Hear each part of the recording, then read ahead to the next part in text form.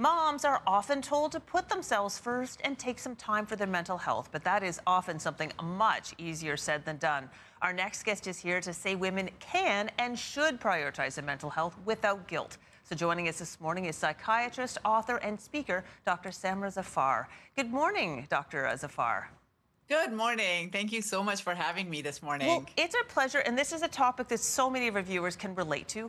What do you say to people who think that self-care is selfish?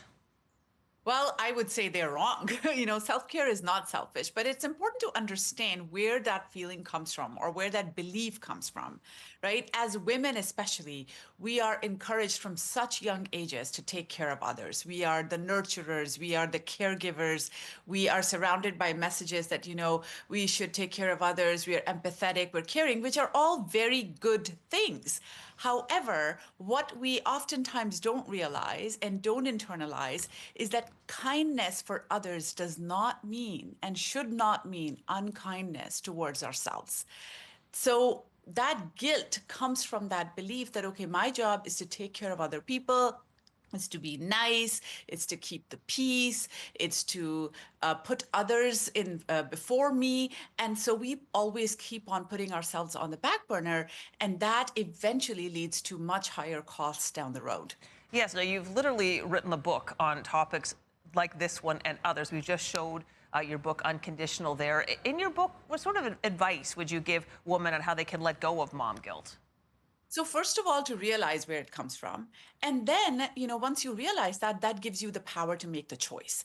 So whenever we feel these difficult emotions like guilt or shame or fear or imposter syndrome, which are very natural emotions given how we're raised as women and the societal structures we're surrounded by, it's important to know that where does that feeling come from? What is the birthplace of it? It's not that I am inadequate. It's not that I am unworthy of my own care or of my own love. It's not any of those things. It's actually because of the messages we're surrounded by. So now we know that it gives us the power of choice. So now I can choose on a conscious level, okay, am I going to give in to this feeling because I know it's coming from these faulty messages, or I am going to sit with it. Okay, imposter syndrome, okay, fear, okay, guilt, you can sit with me, but I am still going to take care of myself. I Now, am still going to go ahead and do what I need to do. sorry, I just wanted to jump in. This topic hits close to home because I used to be that person. I used to be that person that would be just around the clock running from thing to thing to thing, loving that, almost addicted to that feeling of being useful. And then all of a sudden, something happens, like you get hit in the frying pan with a face with a bad diagnosis, or basically you're burned out. So for people at home who might be able to relate to what I'm talking about, what are some of the signs that you are burned out? So, what you're describing here is something I talk about in my new book. It's called, the chapter is called Superwoman Syndrome. We take pride in wearing that cape and running around and doing all these things. So what I would say is about burnout is that you cannot spa yourselves out of burnout. Our model of wellness is you burn yourselves out and then you go to the spa and you think it's going to fix everything. I mean, I'm all for spas. I love spas, but that is not the cure. So it's about understanding what are some of the early signs so you can catch it before it becomes a big problem. And some of those early signs can be increased irritability, a sense of detachment. You start feeling less joy in the things you normally would find joy in. You start getting numb. There's increased irritability, like I said, or sleep or appetite changes. So checking in with yourself regularly, asking yourself, sitting with yourself, what am I feeling right now? Journaling is a good way, or being in nature is a good way. Solitude and really paying attention to those feelings in your body, that is the biggest compass we have to understand what's going on inside of us. Yep, that's all great advice. And I think one of the things that helped me was realizing that my kids were watching me kind of stress out this way, and it wasn't healthy for them. And so one of the things you talk about is modeling healthy habits for the kids of the next generation. So maybe putting your own mask on first is actually good for the whole family.